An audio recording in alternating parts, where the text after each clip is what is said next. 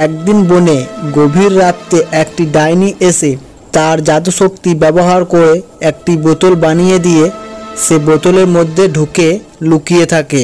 সকালবেলায় ওই দিকে যে যায় ওই বোতল ডাইনিটি তাকেই তার বোতলের মধ্যে ভরে নেয়। এইভাবে চলতে থাকে।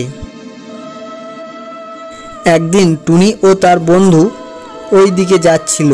বোতল ডাইনি তাদের দুজনকেও ভরে নেয়। আর সেটা দূর থেকে বসে দেখছিল একটি বাঁদর। বাঁদর সেটা দেখে তাড়াতাড়ি টুনির বাচ্চার কাছে এসে সব বলে। তখন টুনির বাচ্চা তাড়াতাড়ি একটি তান্ত্রিকের কাছে যায়, গিয়ে তান্ত্রিককে সব বলে। সব শুনে তান্ত্রিক বলে, চো দেখি। এই বলে তারা ওই বোতল ডাইনির কাছে আসে। এসে তান্ত্রিক তার জাদু শক্তি দিয়ে টুনি ও তার বন্ধুকে বের করে আনে। তারপর বোতল ডাইনিটিকে ভস্ম করে দেয়।